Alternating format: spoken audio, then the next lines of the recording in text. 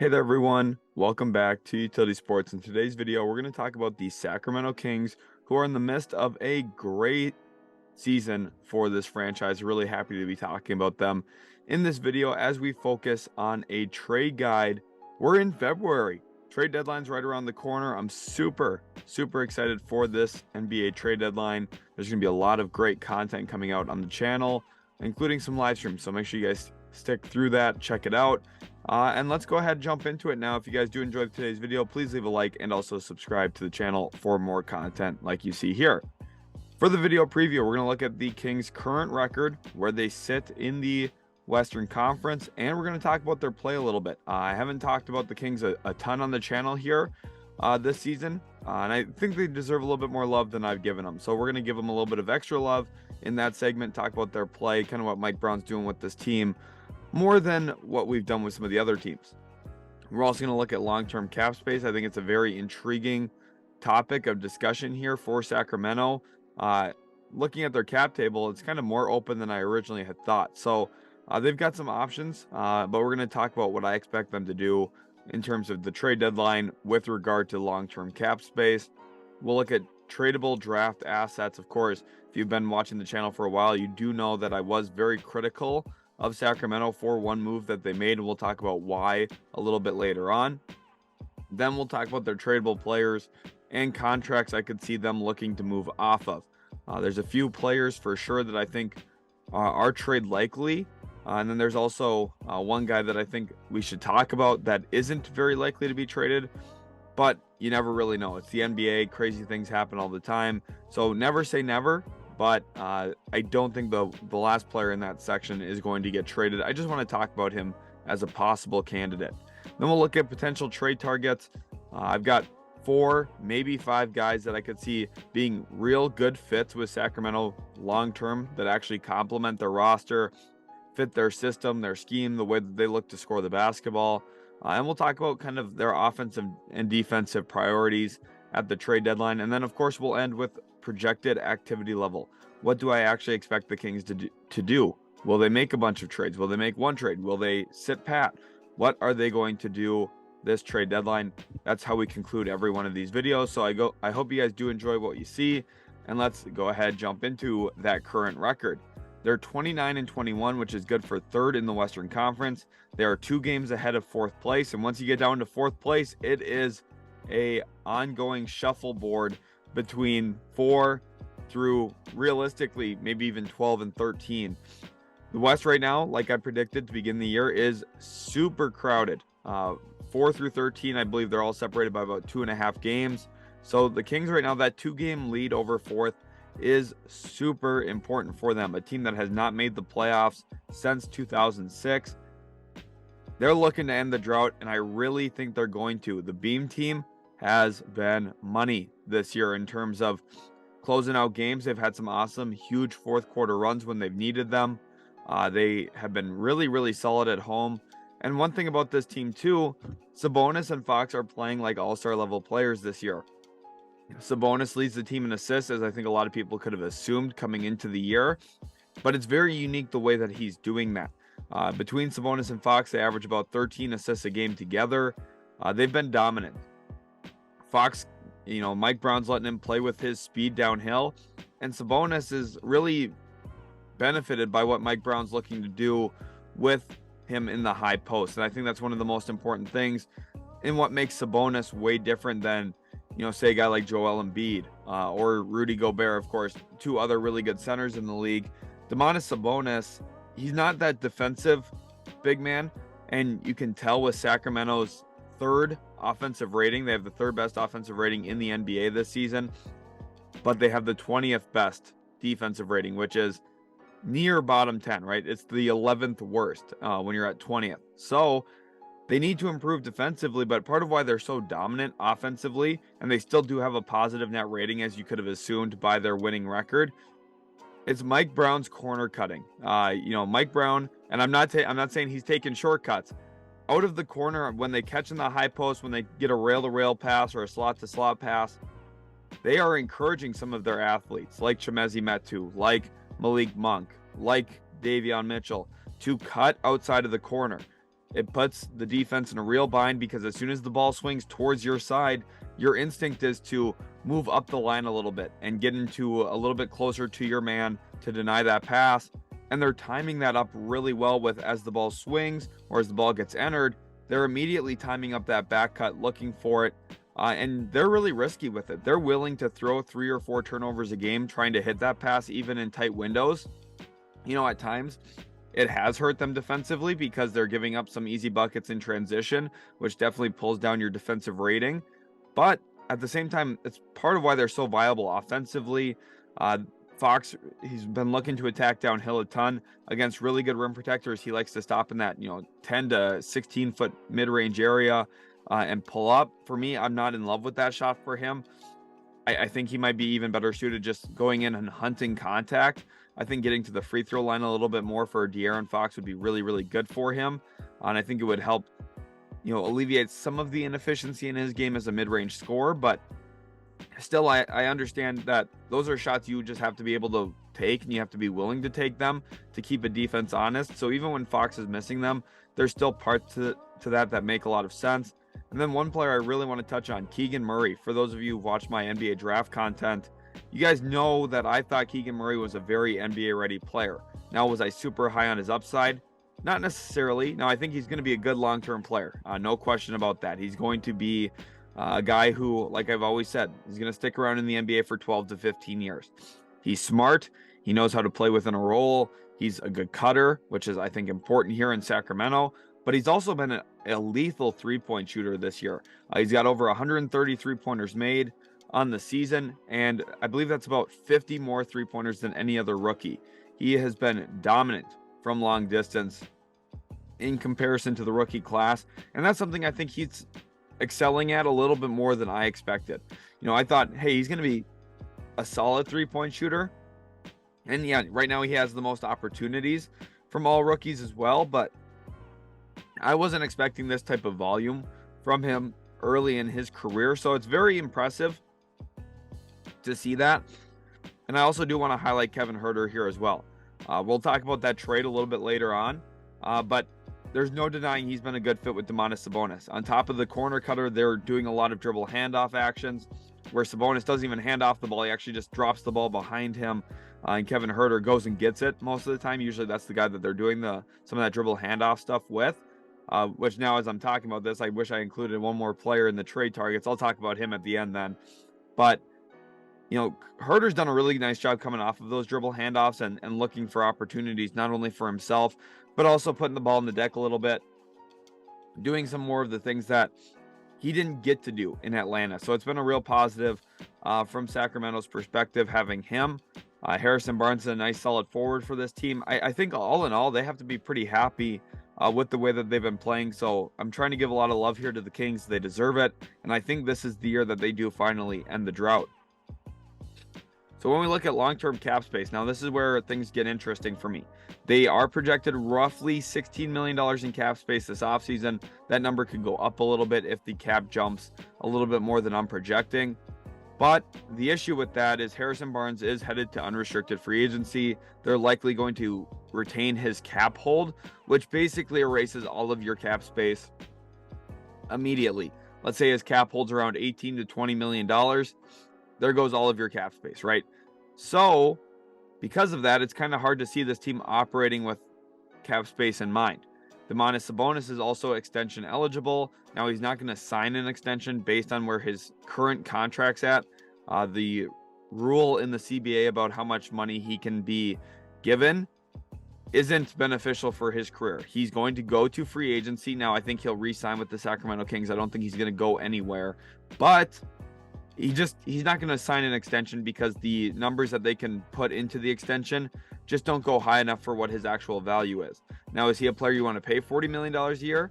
For me, probably not. I think kind of the sweet spot's right in that like $30 to $35 million mark where he's, that's a very, very rich contract and something he definitely deserves.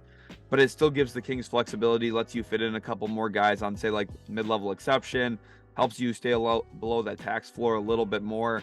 Which I think is important for Monte McNair and the Kings right now to keep in mind when they're inking some of these guys to extensions.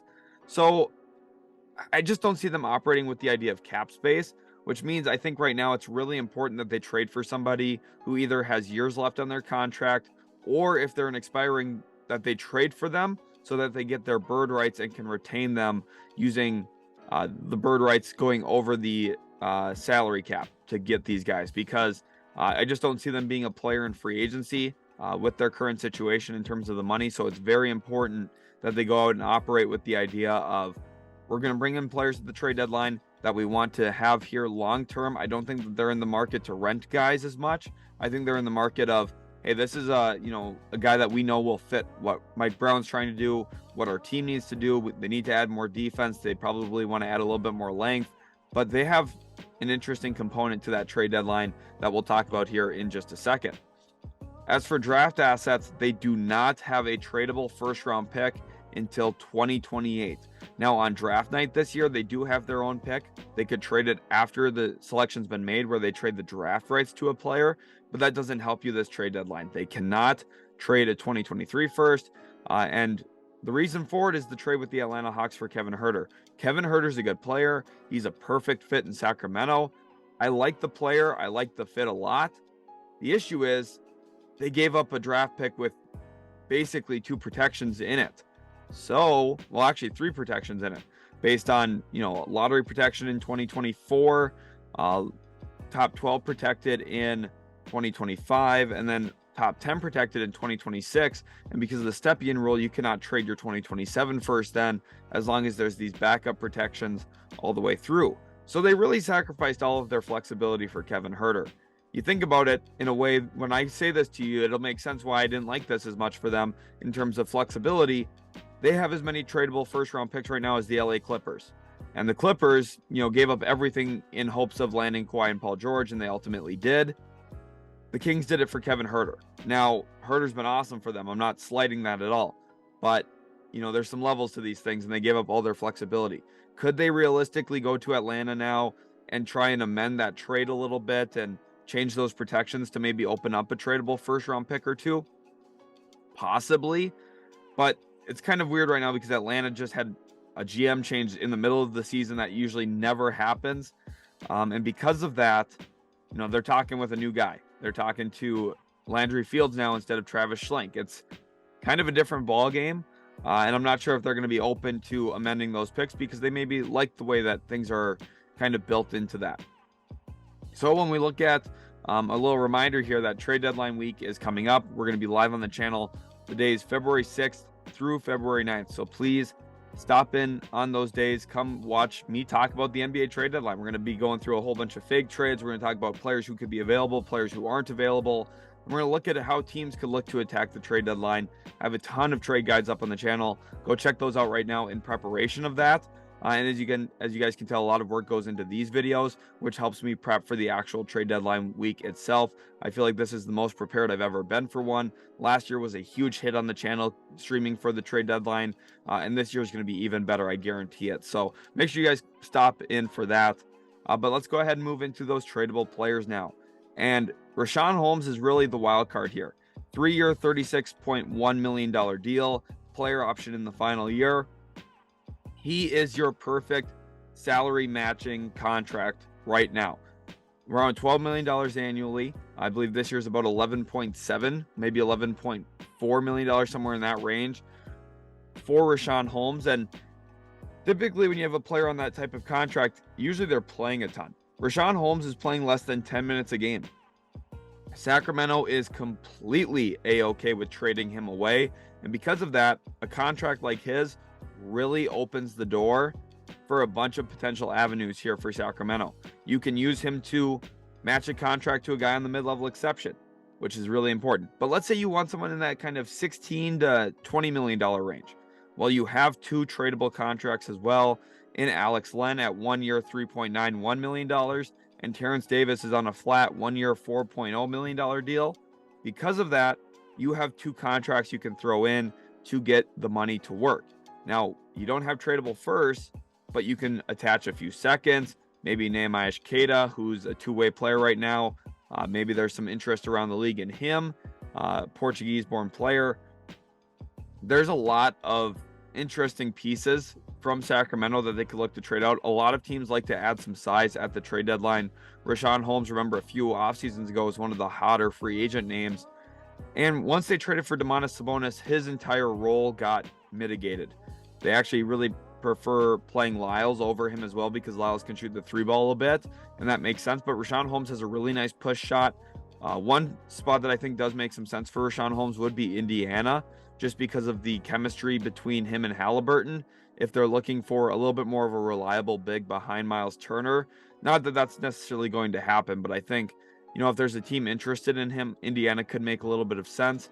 But for the most part, I see him being used as a trade salary cap filler type player, with Len and Davis being the helpful players to get to some of those higher numbers. And then Harrison Barnes, 1 year, $18.35 million on his deal. He is an expiring contract. He was the player I was referencing earlier when I said, hey, look, they have a guy that realistically it could make some sense to at least take a call on or two. But I just find it really hard to see them trading Barnes. They really like what they've gotten from him since trading for him from Dallas a few years ago. He's been very reliable for them. And he's a good player. He's averaging a pretty decent amount of points per game. He's a consistent force for them. I just don't see them actually trading him unless something really big were to materialize. But as of right now, with the way Sacramento's playing, I just think that's like a really overreactive type of move. Like, yes, there could be some planning in that, but I just think that would be something I would not suggest doing for Sacramento. I think that they should try and give Barnes an extension, maybe 1-2 extra years on that deal, kind of right around that same price point, keep him in-house, and continue to look to win here. And trading Richaun Holmes, Len, and Davis are the ways to do that. So let's look at the trade targets. First one here is one I really, really like. It's Matisse Thybulle on a 1 year, $4.3 million deal heading into restricted free agency.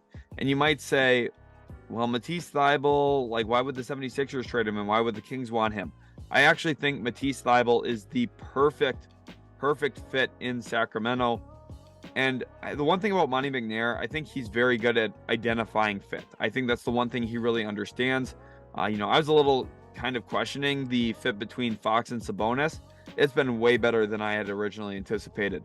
Because of that, Monty McNair's earned my respect in a way that I wasn't sure if I could trust anymore. I thought he was doing a great job drafting, and then he traded Halliburton. I got a little nervous about him, but he's made some really smart moves, to be honest. Everything's kind of fitting it like a puzzle piece together, and Matisse Thybulle would be another perfect puzzle piece for Mike Brown. He's one of those corner pieces where you could, you start it in the corner, and you're like, okay, this is a perfect little edge piece for us to kind of fill out this roster. And what I mean by that, you think about Matisse Thybulle offensively, of course, you say, well, he can't shoot. He can't shoot. Do you really want that next to Sabonis and Fox? I understand, but remember, this is a team right now that, to be honest with you, they don't have a great amount of shooting. Malik Monk's been really nice for them as well. I should have talked about him in the play section about how well they've been playing. Malik Monk's been phenomenal for them off the bench. But Matisse Thybulle, he's somebody who already does the corner cut in Philadelphia. He loves cutting out of the corner.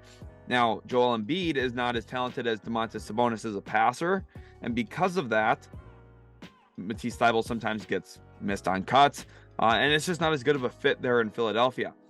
And because of that, Thybulle's been playing less and less this season.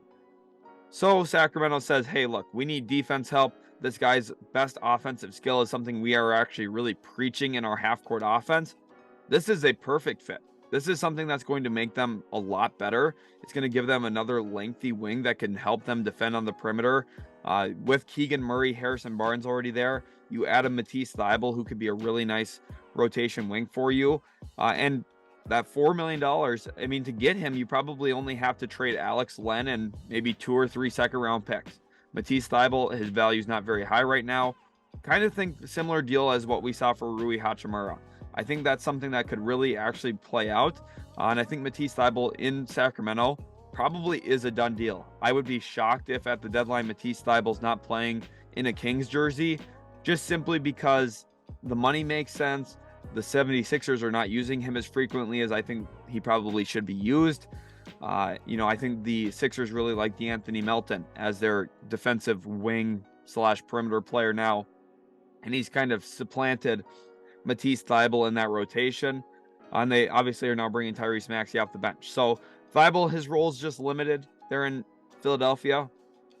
I think he'd be a perfect bench wing for Sacramento to come off the bench, give him, 18 to 24 minutes a night. And then maybe come playoff time, that even gets shrunk down a little bit to maybe, 14, 15 minutes a night. But it's those important quality minutes that fit in their offense and gives them a good defensive stopper who, at times he kind of risks positioning to try and get steals and blocks. But for the most part, he does a pretty good job checking guys one-on-one. So I think he's a solid option for them. Another guy who does make some sense is Jay Crowder here. And from the Suns' perspective, you probably look at Richaun Holmes as a big-time upgrade over Bismack Biyombo as your second center. There's some value to that. Now, Jay Crowder right now, I don't think his value is very high around the league. It sounds like the Milwaukee Bucks are the favorite to land him. If I had to guess right now, that's probably where he ends up going. But Sacramento is a fit just because I think, again, they're looking for a bigger wing. I think he'd be willing to cut. Now, it's something we haven't seen him do as much in his career. He tends to like to be a spot-up shooter a little bit more than a cutter, but he would adapt into an offense. He's a 12-year NBA veteran. He's been around the league. He knows what's expected of him, and he usually performs well with what's expected of him. As a former second-round pick, he has worked really hard to get to where he's been in his career. And I think for Richaun Holmes, maybe a second-round pick, just depending on how teams view that Holmes contract, might be a negative value asset, honestly. So maybe the Kings give up a second-rounder here as well with them. From the sounds of it, the Bucks are willing to offer Grayson Allen for Jay Crowder, and the Suns, if they really like that, they would have accepted a deal already. I think they're holding out for something different. So we'll see. Maybe the Kings can jump into this race. But again, if I had to guess, Jay Crowder likely does not play in Sacramento. He likely plays in Milwaukee after the trade deadline. So I still think Matisse Thybulle is the most likely trade candidate. But it also goes to show, Richaun Holmes and some seconds for Jay Crowder. And then maybe you're able to, swing, say, either Terrence Davis or, like we talked about earlier, Alex Len in a deal for Matisse Thybulle. It's possible to add not one, but two actual good defensive wings to your team, which I think Sacramento is really, really desiring at this point. Third one here, and this one is one I don't see as super likely. Gary Trent Jr., he's on a one-year, $17.28 million deal. Now, he does have a player option for next year, a little bit over $18.2 million, but there's no way that he opts into that. His market value is going to be much higher. I'll see him signing anywhere north of $20 to $22 million. I wouldn't be completely shocked if on the open market somehow he commands 24, 25 annually, something around a 4-year, $100 million deal. Kind of is in the right price point, in my opinion, for Gary Trent Jr. He's a scrappy defensive wing who gets his hand on the basketball a ton. He's not going to sit down in a stance and be a stopper, but he is going to be a disruptor. And I think there's some value to that, especially for Sacramento. He's got a good physical frame. He would fill the guard/wing position rather well, in my opinion, for Sacramento, playing as either a 2 or 3. He gives you another physical body next to Davion Mitchell, who I really like as well in Sacramento. I think Gary Trent Jr. would be awesome for the Kings to make the money work here. You're looking at, Terrence Davis is not going to go back to Toronto. Obviously, his time ended there very poorly, so you're probably having to look at Richaun Holmes and Alex Len, plus some second-round picks, maybe that 2028 first-round selection. But if you're Toronto, do you feel like you can get something better than that for Gary Trent Jr.? My guess is yes, which is why I ultimately don't think Trent plays for the Sacramento Kings at any point here, but I do think he'd be a phenomenal fit. I think that they're going to sniff around it. Toronto right now is kind of the center of the trade deadline. There's a lot of players that they could look to move. Ultimately, I do think Trent and Van Vliet for sure get moved. I think it's very possible OG Anunoby gets traded as well. And they have some other interesting pieces too, like Chris Boucher, who could be a fit here in Sacramento to a certain extent. There's some players that Toronto's looking to move off of for the right price points. I just don't know if Sacramento, with some of their limited flexibility because of that Kevin Huerter trade, I just don't know if they can really get involved in a Gary Trent Jr. trade this season. And then trade targets number 4. So this is my 4th and 5th player here. And I think both of them make some sense, and you could see them potentially target them together or separately. Malik Beasley, who has a team option for next year, and or Jared Vanderbilt. These two players for the Utah Jazz reportedly the Jazz are hunting something in the realm of a first-round pick type of deal, something that they feel like they could get first-round value for these guys. Ultimately, I don't see a team really giving that up unless it's a very good team, a team, picking in the late 20s saying, okay, we'd be willing to give you this for Beasley's three-point shooting or Vanderbilt's athleticism and defensive versatility. To me, Malik Beasley does make some sense. I do think the Kings still could use another shooter, someone who has a nice physical frame. For example, if there's a night where Kevin Huerter's not knocking it down, I do have some concerns about the Kings' ability to stay in games if they're playing a team that gets hot from three. Malik Beasley's a little bit of a torch flamethrower type player himself, where he sees one or two go down and he's going to get hot. He's had multiple 7+ 3-point games in his career. He's actually one of the most potent 3-point shooters in Timberwolves history, despite his short stay there. And then you look at what he's done for Utah this year off the bench. He's been very, very valuable for them. And there's not gonna be any drama training for Beasley or Vanderbilt. They're both good locker room guys, in my opinion, from what I've heard about them. Beasley, someone who's willing to work hard. Defensively, he's been much more engaged this year, which is part of why Utah has stayed afloat, kind of in that 500 realm. Ultimately, I do think the Jazz are going to pivot and trade their guys. Not all of them. They're going to keep Markkanen. They're going to keep Kessler. Probably going to keep Ochai Agbaji, but I think everybody else is somewhat available this trade deadline. So Malik Beasley, definitely a possibility. And then Jared Vanderbilt. His contract this year, he's making about $4.4 million. We highlighted Matisse Thybulle earlier. Vanderbilt's kind of right in that same price point. So you look at giving up an Alex Len and maybe 3-4 second-round picks. And I know viewers are going to say, you keep saying second-rounders. No one wants second. Yes, they do. Second-rounders are valuable. That's what just got traded for Rui Hachimura, and those second-rounders were way down the road. The Kings have better second-rounders to offer here. They also have ways to help the Utah Jazz in terms of youngish players. Maybe a guy like Terrence Davis is intriguing to Danny Ainge. Danny Ainge has interest in certain players around the league. Sometimes it doesn't always make sense, but I think there's players that Utah could see being valuable to them. Now, I don't see any way that, there's no way that Keegan Murray's going to get dealt or anything like that crazy, but maybe Nehemiah Queta. Again, I talked about him as a potential interest point for some other teams around the league. Would they be willing to move off of him for a guy like Vanderbilt, who gives them some of that lengthy defensive flexibility? And Vanderbilt's also a very good cutter out of the corner as well. I talked about Matisse Thybulle in that way. Vanderbilt in his time in Minnesota mostly sat in the dunker spot off of Cat and caught a lot of back cuts, caught a lot of passes around the rim, and was athletic enough to go up and finish them. He's not a very good defensive rebounder, but he's a phenomenal offensive rebounder. He's very vertical. I think he'd fit really well in Sacramento as well. And he's shooting the corner three a little bit. So there's some offensive versatility that Vanderbilt's offering this year that historically he had not. So I think Vando's an interesting fit into Sac, and I also think Malik Beasley is as well. As for projected activity level, I think the Kings are going to be moderately active. The 5 players I highlighted, I ultimately think one of them for sure is going to be on this team. My most confident guess would be Matisse Thybulle, but I could really see Vanderbilt. I could still see Malik Beasley being a fit as well. Jay Crowder, I wouldn't be shocked by, but again, I don't expect it. So there's options out here for Sacramento. I'd be surprised if Gary Trent Jr. is a King after the trade deadline, but there's players out here that I think are realistic gets for them that do fit what they're looking to do on both ends of the floor. They need to get better defensively. I hope you guys understand from my targeted players for them that it's a defensive mindset without hurting their offensive fit. And I think that that's the best way to go about this trade deadline for Monte McNair and the Kings. It hurts not having real flexibility with trading first-round picks, but if they can find ways to be creative, maybe use second-rounders or that 2028 first-round pick to open avenues for improving this team, I think that they should explore it.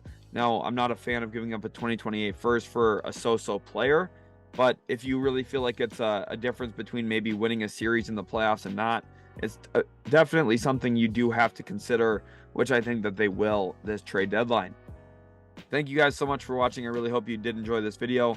If you did, leave a like, subscribe to the channel for more. And again, just a final reminder, live streams all week long for the trade deadline.